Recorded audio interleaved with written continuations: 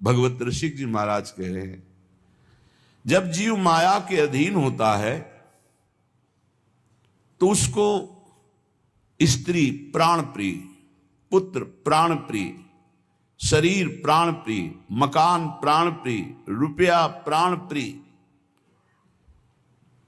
ऐसे माया के वशीभूत हुए जीवों को साक्षात सामने भगवत स्वरूप विराजमान पर भी वहां दृष्टि नहीं पड़ती, केवल शरीर पर दृष्टि रहती है, शरीर आसक्त रहता है, बाह्य दृष्टि रहती, इसलिए वो प्रभु को नहीं देख पाता है।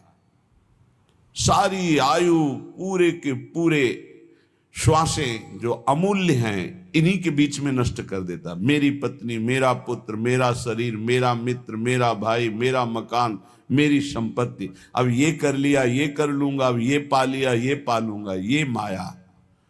भक्ति करे बस ईश, जब भक्ति का रंग जागृत होगा तो भगवान अधीन हो जाएंगे, उसके अंदर समस्त भागवत गुण आ जाएंगे जो श्रीमद् भागवत में वर्णन किए गए हैं।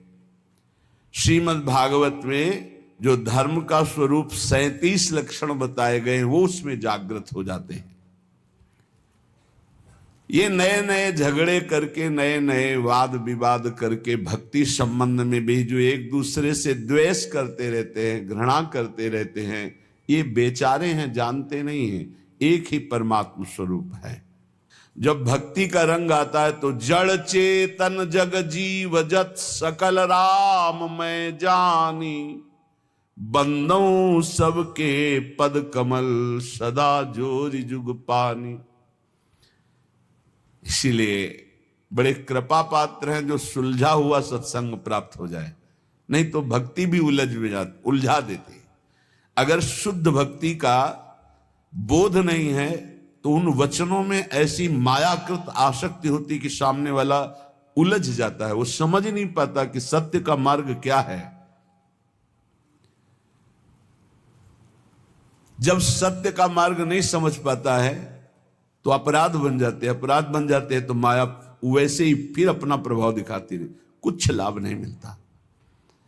जीव के हृदय में जब भक्ति का रंग चढ़ेगा तो वासना फीकी लगेगी, संसार में सब कोई अपना प्रभु, ऐसा भाव आने लगेगा तो जानना हमारी शुद्ध भक्ति आ रही। फिर वैष्णव जन को देखने से तो ज्यादा हमारा भाव बढ़ना चाहिए। सातों सब मुहिमे जग देखा पर मोते अधिक संत कर लेखा। पर बड़ा विचित्र है, हम देखते हैं कि मन की वृत्ति को ऐसा फांस दिया जाता है कि वो कमजोर उपासक जिसको शुद्ध ज्ञान नहीं है वो शुद्ध भक्ति की तरफ बढ़ ही नहीं पाता, वो वैर विरोध कर लेता है।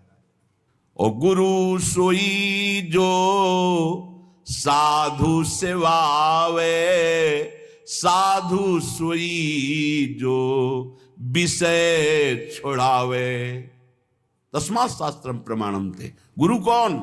जो साफ संतों में भगवत बुद्धि कर दे। संत कौन? जो संसार के विषय राग को मिटाकर भगवान का अनुराग प्रकट कर दे। ये माया में फंसे हुए जीव ऐसे माया के लड्डू खा रहे हैं कि पूछो मत, और पेट कभी भरेगा नहीं क्योंकि माया के लड्डू हैं। खावे नहीं पछताए सो, भूत के लड्डू कैसे? खावे नहीं पछताए सो, और खावे सो पछताए, ये जग लाडू भूत के दुह भांति दुख पाए। जब वैराग्य मार्ग में चला जाता है ना, और जब कोई अपने परिवार के सहित उतरता है ना, वो कई दिन भिक्षा नहीं मिली, ठोकरे खाया हुआ, प्रकृति का कष्ट सहता हुआ जब उधर देखता है कि हंसते खेलते हुए बात करते, तो उनको लगता है क्या जिंदगी सुखमयी है। भूत के लड्डू। और वो इतनी समस्याओं में अंतर से जल रहे हैं, इतनी वासनाएं उनकी बढ़ी हुई हैं, वो भी पछता रहे हैं। कितने ऐसे सत्संगी कहते हैं अगर पहले सत्संग मिल गया होता ना, हम संसार में ही नहीं फंसते, निकल जाते। जो संसार से निकाले जा रहे हैं वो उधर देख रहे हैं, छुप के देख रहे हैं। भूत के लड्डू, बहुत विचित्र। विवेक का प्रयोग असत वासनाओं को रोकने के लिए, ना कि बढ़ाने के लिए है। उसे विवेक कहते हैं। बुद्धिमान बहुत लोग हैं, लेकिन अपने को नष्ट कर रहे हैं बुद्धिमान बन करके। खावे नहीं पछताए सो खावे सो पछताए, यह जग लाडू भूत के दुहु भांति दुखदाई। दुहु भांति दुखदाई, खाज ज्यों नखन खुजावत। भोग सुख कितना है? बोले जैसे नई दाद हुई हो। प्रहलाद जी ने भी वर्णन किया है भगवान नरसिंह जी की स्थिति में। ये भोग सुख, काम सुख कितना सुख देता है? बोले जैसे नई दाद हुई हो, नए दाने दाद, और फिर खुजलाओ, फिर इसके बाद जो फबदता है, फिर जो जलन होती है। दुहु भांति दुखदाई, खाज ज्यों नखन खुजावत। ये रोग भोगते होए शिष्ण रस नाहित धावत। श्री भगवत उरधारी, भक्त करे मन को दाबे। गुरु आज्ञा अनुकूल रहे तो न वेदन पावे। बहुत दिव्य महापुरुष भगवत रसिक जी। भगवत रसिक जी कहते हैं भोग क्या है? बोले भूत के लड्डू। जो खा रहे हैं वो पछता रहे, जो नहीं खा रहे वो पछता रहे। ये जो भोग रहे हैं उनके हृदय से पूछो, रात दिन उसी के चिंतन में जल रहे हैं, श्वासें नष्ट कर रहे हैं, आज तक तृप्ति नहीं। अब ये भोग लूं, इसको भोग लूं, उसको। भगवान बचावे ऐसा नाशवान खेल, ऐसा घृणित खेल, ऐसा धिक्कार युक्त खेल कि दिव्य परमानंद से विमुख कर देता है। जीव को सोच ही नहीं रह जाती कि मुझे भगवत प्राप्ति करनी है। अंत में कोई सत्य वस्तु तो हाथ नहीं लगी तो पछताना ही रहता है। जो नहीं भोगता है वो जब भोगी पुरुषों को देखता है तो लगता है बड़ा सुख है इनके। भगवान आजकल तो और ही कृपा किए हुए हैं, बहुत ही कृपा किए हुए हैं। पहले तो मर्यादा से उठना बैठना चलना होता था, अब तो चलना भी ऐसे हो रहा है कि वस्त्र आदि का धारण करने का जो पूर्व पद्धति, उन पद्धतियों का त्याग, चलने की मर्यादा का त्याग, व्यवहार बड़ा ही अपवित्र और अशुद्ध, और जेब में मोबाइल तो वो अशुद्ध दर्शन, अशुद्ध श्रवण, मनमानी चित्त वृत्ति भाग रही संसार की तरफ।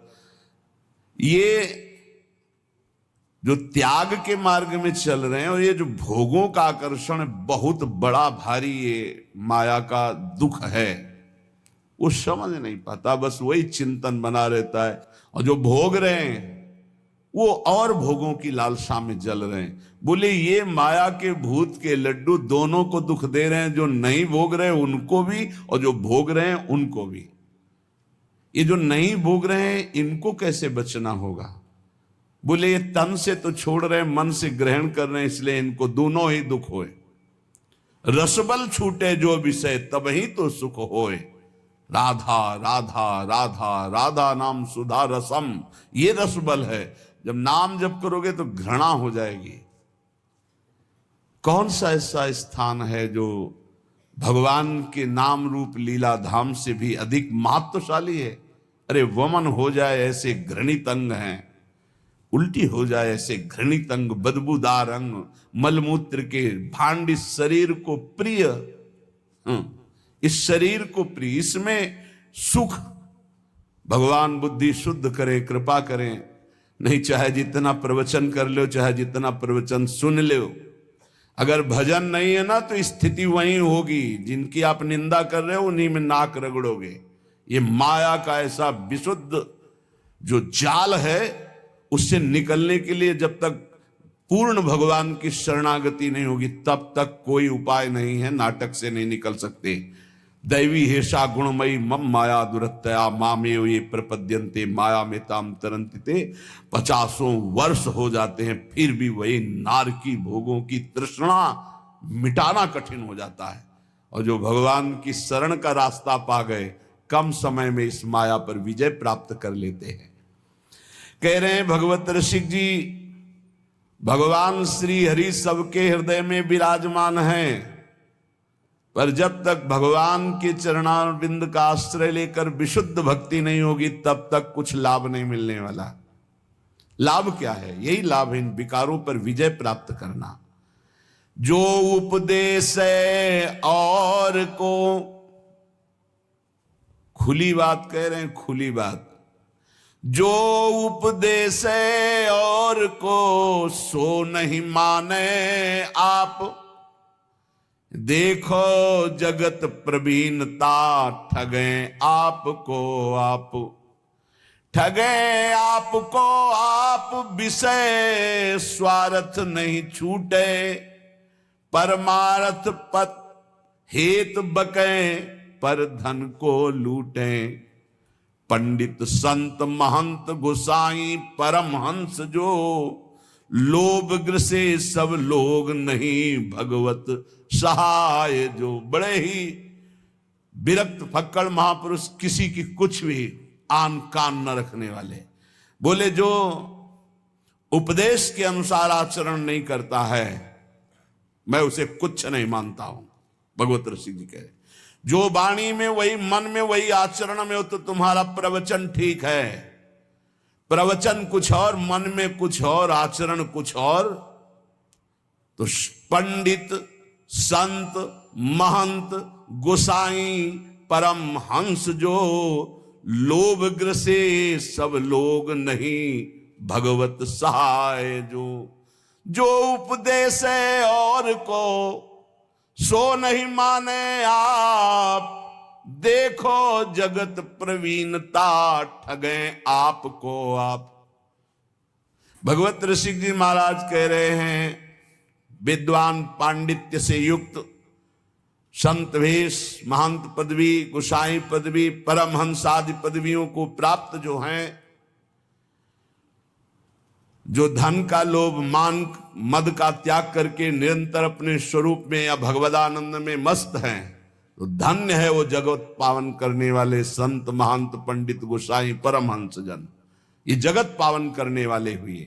यदि यही वेश धारण करके विद्वता करके केवल धन मान प्रतिष्ठा भोग सामग्री, तो बोले जो उपदेश है और को, ये सब माया है, छोड़िए, आप नरक जाओगे ऐसा करोगे। और आप महाराज, आप जो करोगे, आपको कभी आप लौट के अपने हृदय में देखो, जो दूसरे को कह रहे हो कि इससे नरक जाओगे, तो क्या ये आप में है? अगर है तो आप भी सोच लीजिए, आपके लिए विमान नहीं आएगा, आपको भी नरक जाना पड़ेगा। पूज्यपाद श्री उड़िया बाबा जी महाराज के पास एक बहुत विद्वान पुरुष है, उनकी वाणी जी में उपदेशों में अमृत बरसता है। बाबा से कहा, बाबा आप सिद्ध पुरुष हो, बताओ मुझे भगवत प्राप्ति होगी? बड़े सम्माननीय थे। पूज्य स्वामी श्री अखंडानंद सरस्वती जी लेखनी में लिखते थे जो बाबा बोलते थे। बाबा ने कहा तुम्हें 7 जन्म तक भगवत प्राप्ति नहीं होगी, 1 जन्म के बाद क्या? कांप गए। क्यों बाबा? बोले हमसे पूछते हो क्यों? जो उपदेश देते हो आचरण में उतारते हो। शुभ गति कभी बेविचारी पुरुष को प्राप्त नहीं हो सकती। भगवत ऋषि जी ऐसे सिद्ध महापुरुषों में है जो किसी की कहानी नहीं रखते, किसी की। पंडित संत महंत गोसाई परम हंस जो, कौन से? बोले लोभ ग्रसे सब लोग नहीं भगवत सहाय जो। इसलिए दूसरों को परमार्थ उपदेश करने का अधिकार उसी का है जो स्वयं परमार्थ का पथिक है। जो बोले वही आचरण में होना चाहिए, वही मन में होना चाहिए। वचन मन आचरण एक होने चाहिए, तभी उपदेश सार्थक माना जाता है। जो स्वयं परमार्थ की बातें करता है और विषय भोगों में रति है, रुपया में रति है, मान प्रतिष्ठा में रति, भगवत ऋषि जी महाराज कहते हैं चाहे कोई भी हो, इनसे हमारी भगवत सहायता होने वाली। हमने नहीं कह रहे, भगवत ऋषि जी बोल रहे हैं। उनमें पहले बोला है कि जो उपदेश कर रहे हैं और अपने आचरणों को उसी के अनुसार चला रहे हैं, उपदेश के अनुसार, वो जगत पावन करने वाले हैं। चाहे पंडित हो, चाहे संत हो, चाहे महंत हो, चाहे गोसाई हो, चाहे परमहंस हो। सतरत सतरत सा लोकांतार्यति। ए भाई, उपदेश के अनुसार चलो, भगवत उपदेश के। हमारे संत जन, हमारे महंत जन, हमारे पूज्य गोसाई जन, हमारे पूज्य विद्वान जन जगत का सदैव मंगल करते रहे, मंगल करने वाले हैं। ये केवल विषय प्रवचन का या धन लेने का या मान प्रतिष्ठा का नहीं, ये जगत मंगल का विषय है। इसका उपहास न बनाया जाए। आज लक्ष्य को उद्देश्य न रख करके उसका उपहास बनाया जाता है। सच्ची मानिए, वो सब व्याख्या करने से समझ में ही नहीं आएगा। बस इतना समझ लीजिए कि जो उपदेश है और को सो नहीं माने आप, देखो जगत प्रवीणता ठगे आपको आप। जिनके उपदेश से आचरण न मिलते हो, जिनका मन और हो, उपदेश और हो, आचरण और हो, तो दूरी बना के रखना चाहिए। राधा वल्लभ श्री हरिवंश। खूब भजन करो, संग करो, तो मनस से कम वचस से कम। जिनका मन वही, वचन वही, चरित्र वही, तो बात बनेगा, नहीं तो नहीं बनेगी। बोले ये दूसरों से धन ऐठना, मान प्रतिष्ठा, ये भगवत सहायता क्या कर सकते हैं कि हमारी को भगवत प्राप्ति करा दे? नहीं भाई, नहीं। सदाचार का पालन और मन को निरंतर भजन में लगाते हुए जो उपदेश उसके अनुसार स्वयं आचरण में, नहीं तो बहुत लज्जा का विषय होता है हम दूसरे को त्यागी बनाना चाहें और स्वयं भोगी। ऐसा असंभव हो ही नहीं सकता, ऐसा हो ही नहीं सकता। विद्या रूप महत्व कुल सबकी धज्जियां उड़ाए हैं महापुरुष हैं। जैसे ऊपर में वर्णन किया, अब नीचे कह रहे विद्या, आज उनका पूजन है इसीलिए उनकी वाणी वैसे प्रायः होती ही रहती है। विद्या रूप महत्व कुल धन जोबन अभिमान, षटकंटक देखे जहां रहे न भक्ति निदान। रहे न भक्ति निदान स्वांग सब नगर नारी के, विषयन हाथ बिकाए नहीं रिजवन भतारी के। जग बंचन के हेतु सबे गुण सीखे जिद्या, भगवत भक्ति बिहाय कहा कीनो पड़ी विद्या। एक बार यमुना जी के पावन पुलिन पर बैठे किसी पद का चिंतन हो रहा था, तो थोड़ी देर बाद आवाज सुनाई देने लगी, प्यारे बहनों और भाइयों, महाराज ऐसे ऐसे। तो हमने कहा टेप चल रहा क्या? तो ऐसे झांक के देखा तो एक विद्यार्थी भागवत के रिहर्सल कर रहा था, रिहर्सल। प्यारे बहनों और भाइयों, वहां कोई नहीं है, वो केवल सीख रहा है कि मुझे कैसे समाज में बोलना है। ये भगवत शास्त्र सीखने वाली चीजें नहीं। आप त्रिकाल संध्या कीजिए, खूब नाम जप कीजिए और भागवत का शुद्ध श्लोकों का गायन कीजिए। अपने आप भगवान सुखदेव जी आपके हृदय में बैठ करके भागवत का रहस्य विस्तारित करने लगे। अगर हमारा लक्ष्य बना धन, हमारा लक्ष्य बना कि समाज जोड़ करके वासनाओं की पूर्ति, तो इन शास्त्रों का रहस्य हम नहीं जान पाएंगे, नहीं जान पाएंगे। सच्ची मानिए, अपने किसी शिष्य को भागवत की शिक्षा नहीं दी भगवान व्यासदेव जी ने। रचना करके तब तक गुप्त रखा कि इसका अधिकारी चाहिए। जब देखा कि हमें भी आसक्त नहीं है मेरा पुत्र, तो बोले यही है अधिकारी श्रीमद् भागवत का। जब स्वयं पुकार रहे हैं, पुत्रेति तन्मयतया तरवे भिनेदुस तम सर्वभूत हृदय मुनिमान तो उसमें हा पुत्र, लेकिन भगवान सुखदेव जी पीछे मुड़ करने बड़ी प्रसन्नता हुई कि श्रीमद् भागवत का अधिकारी मेरा यही पुत्र है। पर वो अनासक्त है, मेरा ही रूप लौट के नहीं देखा, अपनी मां का रूप नहीं देखा, तो ये रूप लीला का गान क्या करेगा? ये तो स्वयं बोध संपन्न है। सुकोहम वृक्षों से निकलने लगा तन्मयता में, तन्मयतया जीव ही तन्मयता, तो हर वृक्ष से निकलने सुकोहम, मैं सुखदेव हूं, मैं सुख। इतनी ऊंची स्थिति का ब्रह्मबोध संपन्न महात्मा काहे को भागवत याद करेगा? एक श्लोक रूप माधुरी का कान में पड़ा, बरहा पीडम नटवर बपू, आसक्त हो गए श्री सुखदेव जी। ऐसे श्री कृष्ण चंद्र की रूप माधुरी गान करके, और पक्का श्रीमद् भागवत में इतनी सामर्थ्य है हृदय से कह रहा हूं कि सांगो पांग पद्धति से एक बार साप्ताहिकी श्लोक कान में पड़ जाए 18,000 तो महापापी भी परम पद का अधिकारी हो जाएगा। इसका प्रमाण धुंधकारी स्वयं उसी में है कि धुंधकारी 7 दिन बिना कुछ खाए पिए 18,000 श्लोक श्रवण करता, मनन करता है तो विमान आता है और बैठ करके चला जाता है, और कोई साधन नहीं, केवल 7 दिन भागवत सुनने मात्र से भगवत प्राप्ति। तो ये नहीं कि सब भागवत केवल धन के लिए ही करते हैं या मान प्रति, नहीं। भूरिदा जना भगवत यश गान करने वाले जगत बंदनी होते हैं, जो रामकृष्ण हरि की चर्चा करके जगत को निष्पाप करते हैं। संत जन मुद मंगल में संत समाजू, जो जग जंगम तीर्थ राजू।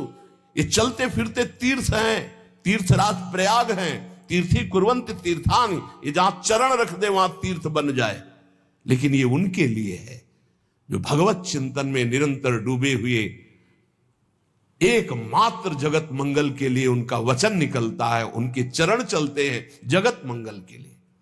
यहां जो निषेध किया जा रहा है उनको जो नाटकबाजी के लिए भेष धारण करते हैं, पाखंड करते हैं, रुपया पैसा के लिए केवल दंभ करते हैं, उनके लिए उनकी खिंचाई कर रहे हैं भगवत ऋषि की। कोई भी हो, जो महापुरुष संत जन होते हैं उनको किसी की परवाह नहीं होती। सत्य का वर्णन और सत्य का श्रवण वही कर सकता जो सत्य में चल सकता है, अन्यथा नहीं। कह रहे हैं विद्या का, रूप का, बड़प्पन का, कुल का, धन का, यौवन का अभिमान जिसके अंदर है, ये बड़े बड़े कांटे हैं। बड़ी सुकोमल भक्ति महारानी उसके हृदय में कदम नहीं रखती। एक भी कोई अहंकार हो तो भक्ति नहीं रखती, फिर 6 अहंकार हो तो भक्ति कहां से जागृत हो जाएगी। विद्या का, मैं विद्वान हूं, भक्ति नहीं आएगी। मैं बड़ा रूपवान हूं, भक्ति नहीं आएगी। बड़ा धनवान, यौवन, बड़ा जवान, बलवान, सटकंटक देखे जहां रहे न भक्ति निदान, भक्ति महारानी वहां आ ही नहीं सकती। विद्या आदि पर अहंकार करने वाले व्यक्ति का सारा खेल केवल नट का खेल होता है। जैसे नट प्रदर्शन करके लोगों को रिझाता है, ऐसे ही जैसे नगर नारी कहते हैं वैश्या को, जैसे वैश्या पूरा श्रृंगार करती है सब तो अपने पति को रिझाने के नहीं, लोगों को फंसाने के लिए, ऐसे ही विषयी मनुष्यों को रिझाकर उनके हाथ से धन आदि, लाभ आदि की आकांक्षा रखने वाले ये भरतार श्री हरि को रिझाने के लिए नहीं करते, ये विषयी पुरुषों को रिझाने के लिए। भगवत रसिक जी कहते हैं ऐसों को कभी श्री हरि की भक्ति प्राप्त नहीं हो सकती। इन सब का अहंकार त्याग करके जो भगवान की शरण में होकर के जगत मंगल के लिए नाम गुण लीला रूप का गायन करता है, वो महान विशुद्ध भक्त होता है। सदगुरु शब्द सुस्वाति जल, सीप शिष्य ही होए, सकुच मीन टक्कर लगे तब वह मुक्ता होए। बोले सच्चे सदगुरु का शब्द जो है वो मंत्र के समान काम करता है। एक भी शब्द कान में पड़ गया तो परिवर्तन होगा ही होगा। जैसे स्वाति का वर्षा का बूंद चातक पीता है ना तो जीवन बन जाता है, और जब सीप में पड़ता है ना तो वही बूंद मोती बन जाता है, और जब केला में पड़ता है ना तो वही कपूर बन जाता है, और जब सांप के मुख में पड़ता है तो भयंकर विष बन जाता है, वही उसकी विष की वृद्धि करता है। सदगुरु के शब्द तो एक ही हैं पर अधिकारानुसार अलग अलग। अब जब ऐसे लोगों के कान में शब्द पड़ेंगे तो विष की तरह लगेंगे। अपने को बहुत बड़ा समझता है, दूसरों को ऐसे ऐसे। और अगर दैन्य भाव से तो जो कुछ कमियां सब निकाल करके हम अपने को भगवत मार्ग का सच्चा पथिक बनाएं, इसलिए इन संतों का उपदेश है। इसलिए कह रहे एक ही बूंद है, वही सीपी में पड़ा तो मोती बन गया, केले पे पड़ा तो कपूर बन गया, चातक की चोंच में आ गया तो जीवन बन गया उसका, क्योंकि वो उसी से अपनी प्यास बुझाता है। सांप के मुंह में चला गया तो विष बन गया। सदगुरु शब्द सुस्वाति जल, सीप शिष्य ही होए, सकुच मीन टक्कर लगे, तब वह मुक्ता होए। तब वह सदा सहायक सास स्वामिया जानो सतगुरु। सच्चे सदगुरु का जब शब्द निकलता है तो मंत्र की तरह काम करता है, बाण की तरह, अमोघ बाण बेध देता है, अंदर की कच्चाई को भस्म करके सच्चा बना देता है। अगर शिष्य के हृदय रूपी सीपी में वो शब्द टिक जाए और वो सकुचा करके अपने सारे दोषों को अंदर जो देख रहा है, धिक्कार है हमारे अंदर ऐसे दोष हैं, इनको मैं त्यागूंगा, गुरु चरणों के बल से मैं निर्विकार बनूंगा। बोले जे भी उसके हृदय में ऐसी बात, तो मानो सकची रूपी मीन का टक्कर लगा, तो वो दिव्य मोती बन गया। मोती दिव्य तेजों में प्रियालाल के भाव को प्राप्त हो गया। भाव रूपी मोती, भावोत्सवेन भजतामरस कामधेनु। अगर सजाती साधु संग ना मिले, गुरुदेव की बात पर पूरी श्रद्धा ना हो पावे, तो शब्द शब्द मात्र रह जाता है, अलग प्रभाव दे देता है। वो गए थे सत्संग में, सबको ललकार रहे थे, सबको ललकार। ये गया सांप के मुंह में, सांप के मुंह में विष बन गया और वो विष उगल रहा है। अरे अपने को तो महापुरुष समझते हैं, दूसरे को घास फूस समझते हैं। हमने सुना था प्रवचन में, कुछ नहीं, और वो बूंद गया। महापुरुषों के वचन हैं, वही वचन श्रद्धालु के हृदय में गए तो भाव रूपी मोती बन गए। वही वचन अश्रद्धालु, ऐसा नहीं है, भगवान सब पर कृपा करते, कभी कभी अश्रद्धालुओं को भी सत्संग मिलता है। खलऊ करें भली पाई सुसंगु, और मिटे न मलिन स्वभाव भंगु। चाहे जितना अमृत पियाओ, सांप के मुंह में जाके विषय बनेगा, वो और कुछ नहीं बनेगा। वो सत्संग में बैठे केवल ये सुनते हैं कि कौन सा पॉइंट मिले जिसका हम निगेटिव भाव प्रस्तुत कर सके, वो कौन सा पॉइंट मिले जिससे मेरा जीवन सुधर कर भगवान में लगे, ऐसे भाव वाले नहीं होते। खलऊ करें भली पाई सुसंगु, मिटे न मलिन स्वभाव भंगु। भगवत रसिक जी कहते हैं, जब कोई अपने गुरुदेव का अनन्य होता है, बधू जैसा, जैसे बहू नहीं होती, बस पहले के भाव थे, मेरा पति मेरे लिए भगवान है, और जिस घर में मैं आई ये मेरे भगवान का मंदिर है, अब इस डेहरी पे ही मेरे प्राण समर्पित है। ये पहले की बधुओं का दृढ़ नियम। बोले ऐसे ही मेरे गुरुदेव मेरे सर्वस्व है, बस ये डेहरी जो इनके चरणारविंद की रेखा से युक्त है, यही मेरे लिए परम धाम है। इनके उपदेश ही सब शास्त्रों का सार है, बस जो पकड़ लिया सो निपट गए, माया से निपट गए। बोले जो ये रसिक अनन्य गुरुदेव के हो जाते हैं, बधू हृदय वाले होते हैं, इनके हृदय में अपने आप गुरुदेव की जो विशुद्ध भाव भई भक्ति है उसका ट्रांसफर हो जाता है, वो अपने आप वहां आधान हो जाता है।